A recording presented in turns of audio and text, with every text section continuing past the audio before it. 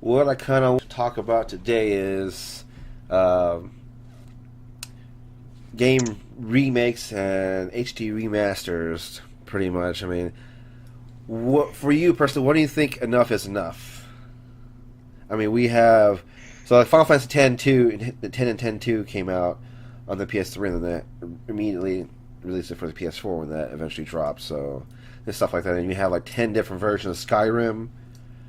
Okay, yeah, see, I think they're definitely overdoing Skyrim because they've done that over and over and over and over again. Like, I think it's cool to take something that's nostalgic, like Final Fantasy VII, and then do like an HD remake of that. And I like that it's an HD remake because they do a full revamp of all of the stuff. So, I mean, it's not really the same thing as Final Fantasy VII because I think the fighting is going to be different. It's going to be action RPG based, so basically like playing a Final Fantasy version of like Kingdom Hearts, sort of. Yeah. That's kind of basically what it is, but not the whole thing. For you, would you prefer? So like Shadow of the Colossus is getting a full remake for the PS4 versus HD I saw remaster. that. Yeah, I never played the first one, but I saw the graphics for the new one, and I was like, this is actually really impressive. Like nowadays, I'm cool with it. If they're remaking it and they totally redo the graphics and make it look swanky as shit, then game on. So HD remaster versus a full remake. I mean, you prefer the remake then? I prefer the remake. Yeah. I mean, if they wanted to leave the systems in the game the same, I wouldn't mind. So what's going to happen in Shadow of the Colossus? All the systems will stay the same. They're going to fix a few bugs that were in the original PS2 version of it. Right. But have really pretty graphics, pretty much. I mean, everything that the PS4 can handle. Yeah, I'm down for that. Graphics are my thing, so I am so down for that. But, like, what they did with Final Fantasy X? Like, I think they just up-resed it for high def. Yep. So it's the same graphics. They, I think they changed some of the models, like maybe for the character models. And that was about it. So when you look like it terribly much to me. Not too much, but enough that you can sort of tell the difference between the PS2 version, the PS3 version, the PS4 version, and the Vita version. PS4 version. I have 2 copies of the PS3 version because I bought the Japanese one first so I could get it first. And also so I could play it in Japanese because I've never played it in Japanese and Final Fantasy wasn't, giving you the extra audio until 15. For me, I attempt to be a completionist when it comes to video games, but Final Fantasy X was always my nightmare. I mean, having to do all the blitz balls and then avoid dodging the lightning or the Thunder Valley, and it was just like, doing this again. No. So that was one of the games, so Final Fantasy X, the first one, twice I got right at the end, but never finished off Sin to see the ending. I did the same thing, probably about 5 times. And I still haven't finished it. Both runs, I got all the ultimate weapons, got all the gear, did everything. No, I never did that. I went all out with it. So many hours put in it, and then I lose my memory card, so to start over again. It's like that's exactly how that went. So the second time I lost my memory card, I was like, I'm done. This is not happening again. Yeah, I tried to play it because I have that backwards compatible PS3. So I plugged it in and was trying to play it so that I would never lose my memory card and I could just keep my save forever. But it was difficult because without they up-res the graphics, it's hard to see on those higher res TVs. Yeah. The text gets weird. So I mean, there are some if you get the PC version, there are some mods like up-res it even more. They have some mods for the character models, but it's not enough. I think people would have taken time, and I would have been fine with it if they did like a HD remake. Yeah. So kept the game the same, but actually do so. The character models were higher quality, but the backgrounds were still shitty. PS2 versions of it. I didn't think the models were because they have at least 2 or 3 different versions of the models. They've got the generic I'm in the battle sequence models, which are like their lowest poly, and they've got the ones that they use for the cutscenes that aren't the pre-rendered cutscenes. Yeah. And those are a little bit higher quality, but they didn't look any different to me in the HD there wasn't or whatever they called it. much difference, but They did enough so that it didn't look like complete shit for the up-res. Still look like complete shit. So, would there be any like 2D games you'd like to see as a 3D remake? Something like, I think Earthbound would be awesome as something seen in 3D. I mean, it's a great. I've never played it. So it was like one of the few 2D RPGs, for 16-bit era that has like a modern aesthetics to it. Oh yeah. So would be an awesome, I think, a 3D remake for that. So I do remember when the N64 and the PlayStation 1 was about to release, they were announcing that they were just testing the grounds with Final Fantasy VI, possibly doing a Final Fantasy VI remake on the N64. So they used to have like the models and stuff out there. I mean, at that time it was great, but comparably now it looked like shit. Mm-hmm. Or something like a full 3D remake of like Castlevania 1. I didn't play a lot of games back in those days. Like we were really poor, so I was lucky to have what I had. So like knowing that, I mean, now that you have the money, now that you have the jobs to kind of get that, would you rather play the original 8-bit, or would you like to see a remake or something like that? I don't know. I mean, it's kind of weird because going back that far, like basically one of the only things I ever played was like Mario. I played The Legend of Zelda: The Link to the Past. It's one of my all-time favorite games too. But most people's top 10, top Zelda game of all the series, Yeah, I can imagine. It's a good one. And I think the craziest thing is that there's Legend of Zelda 2, Link's Adventure on the Nintendo system.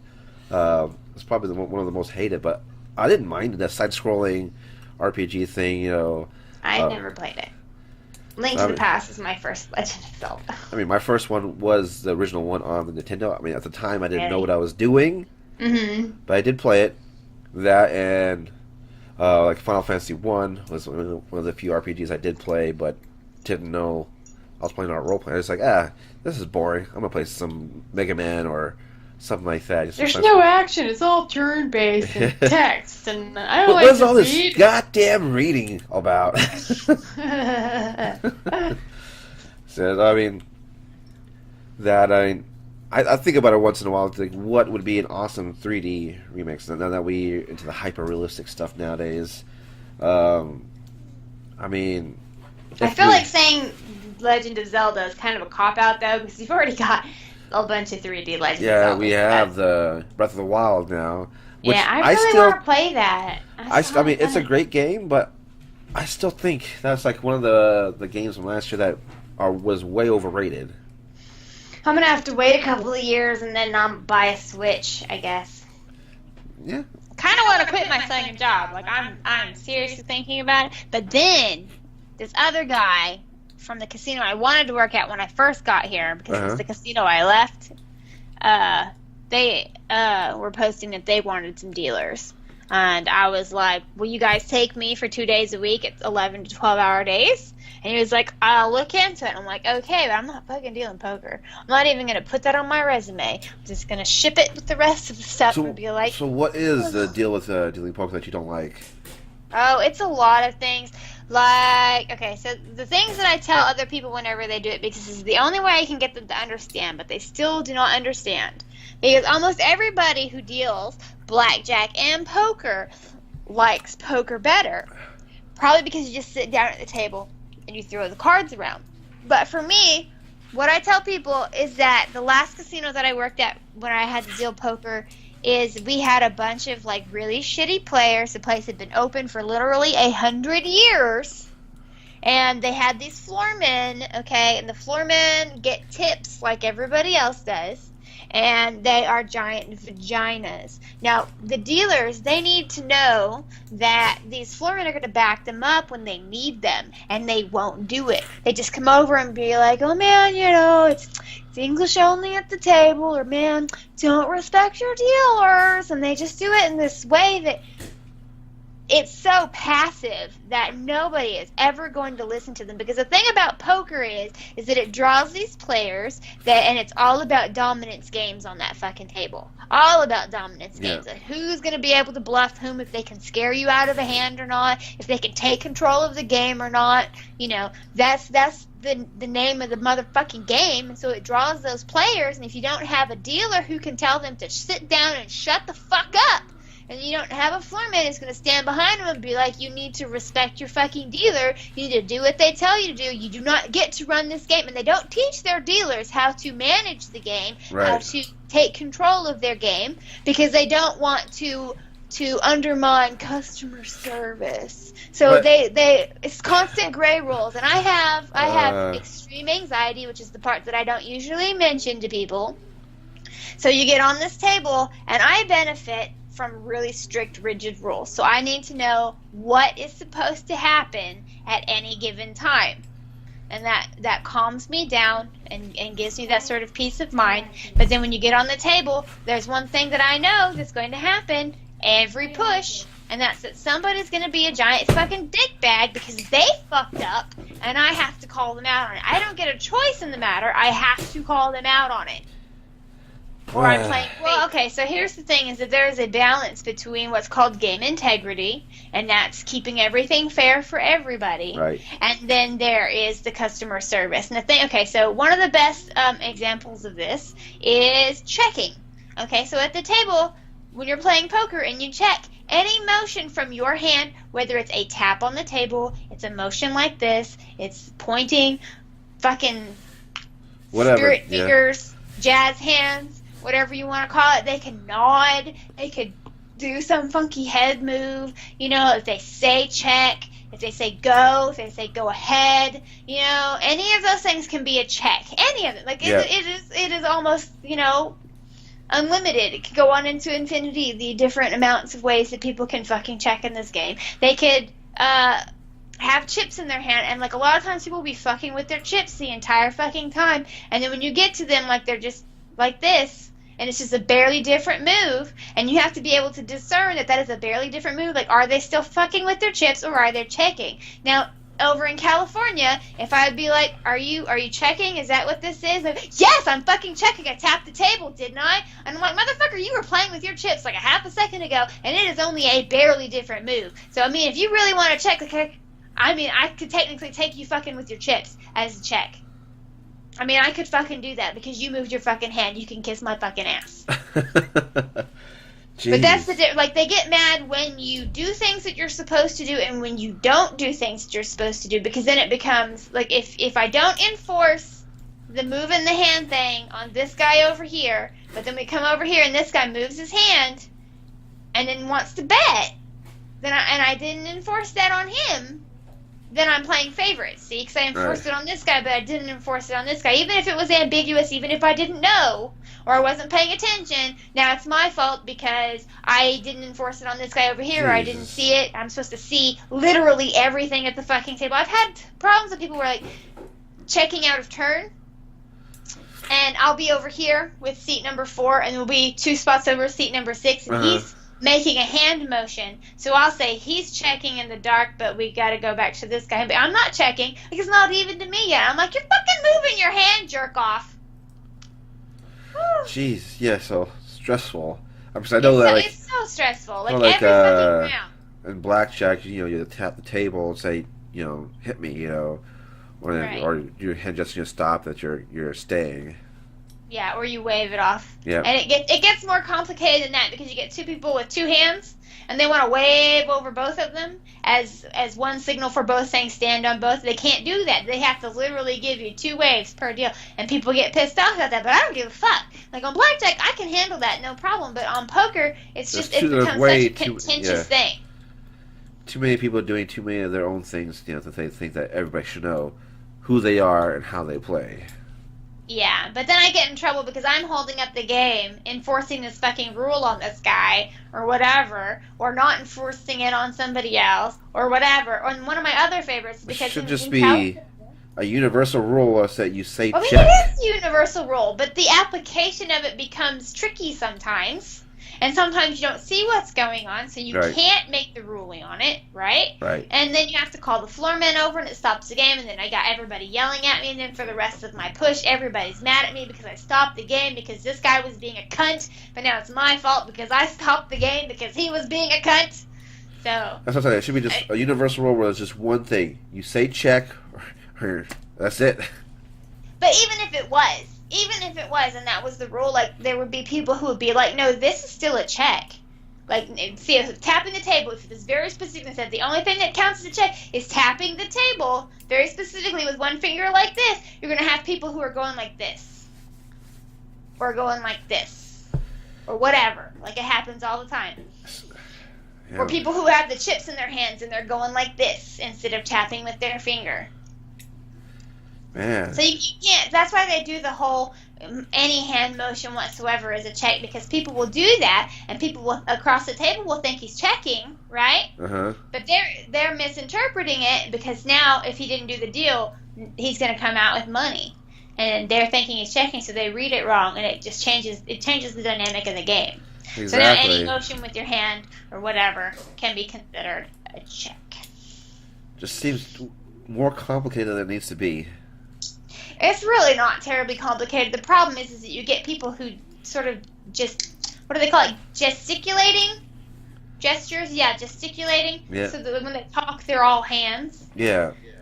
And so, like, usually the way I will do it is if he's talking over here and making hand motions, like, I won't rule that because he's talking. And I don't want to call it that. Like, I mean, I could, technically speaking, I am within my rights. But you have to, that's that balance between the game integrity and the customer service. Like, I can be a hard ass, and I can rule everything on that table super hard. And so just because he's moving his hands and talking, I'd be like, I'm sorry, man, you moved your hand. You were supposed to be paying attention. That's a check. I can't do anything about it. You know the rules. That's the way it is. But that's just me being a hard ass. I don't have to do that. Yeah. But because it was contextually, it made sense that he was just, talking. Man. But that's what gives me the problems. Yeah, so if it's like this here, I wonder, would you be able to handle the tables over in Vegas? Because they're even worse. Yeah, that's what I was saying. You have people from all facets of life there. What high rolling, about facets of life is how much money they have over there. We don't see that much money in Oklahoma. Like, in California, we saw a lot more, and that's the reason why they would keep them at the table. They wanted those dollars as long as they could fucking get them. So even if they were being a giant dick biscuit, they would leave them on the table and wouldn't get rid of them. Vegas is the same way because it's even bigger money. Yeah, super big. I mean, it's expensive as hell just to be in the hotel. Ah. It's crazy. That honky horse shit. So, other than what you mentioned about, being a poker dealer, what are some, I guess, suggestions or recommendations for somebody who wants to get into being a dealer at a casino? Learn your multiplication tables. Simple as that? Honestly, yeah. Well, okay, what would be the easiest game to get into to learn how to deal with? The first game you should get into to learn how to deal with is Blackjack, because it has all of the basics. So you need to learn how to cut chips, you need to learn how to shuffle cards. And then avoid poker.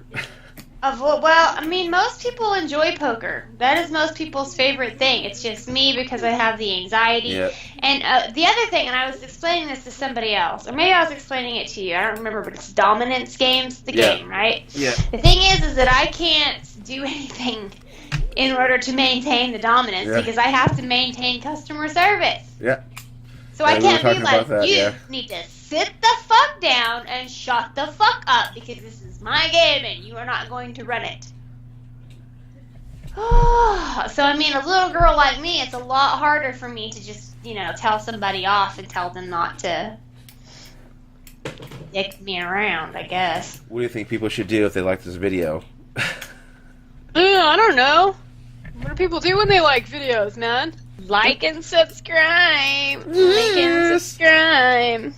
Right on. So if you subscribe, and hit up that Patreon, he will give you a blowjob. Whoo! Whoo! Very convincing. Woo, woo, woo! There you go. You've just been blown by the Korexican.